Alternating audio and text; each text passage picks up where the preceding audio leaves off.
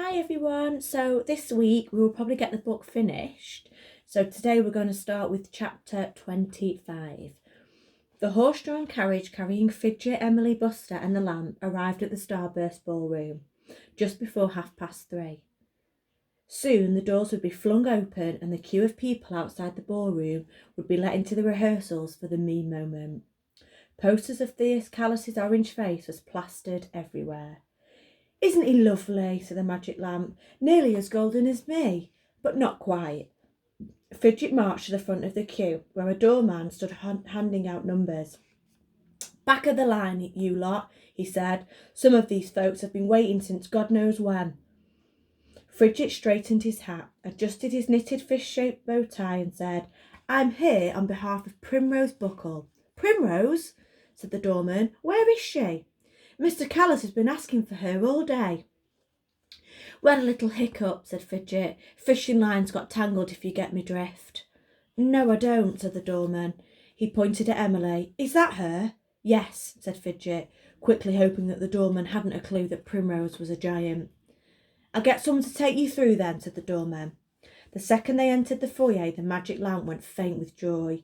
"Oh, I'm at home," he said. "Home."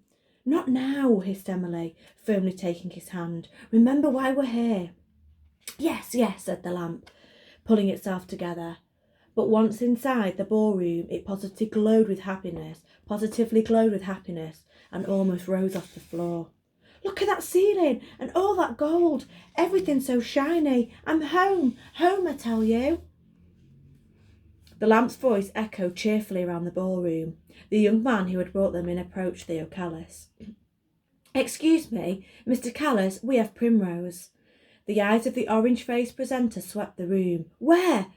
He said. "Where? Show me." Then he spotted Emily. He was about to have her thrown out when he saw the magic lamp.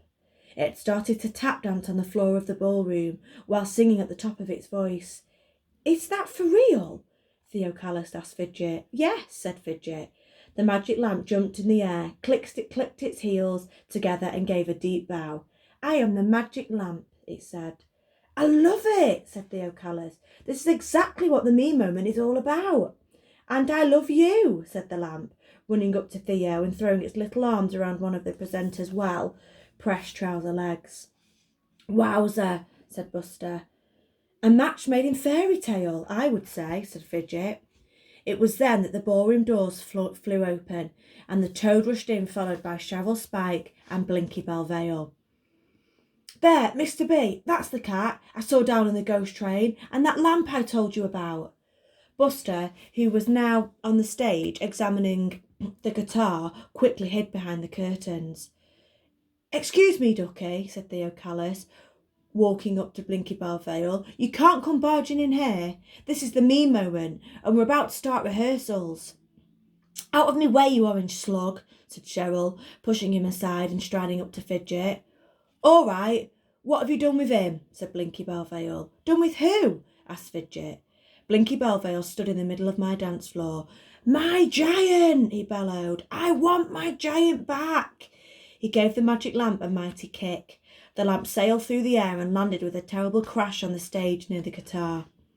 "You bully, you horrid bully," said Emily, about to launch herself at Blinky Belvale.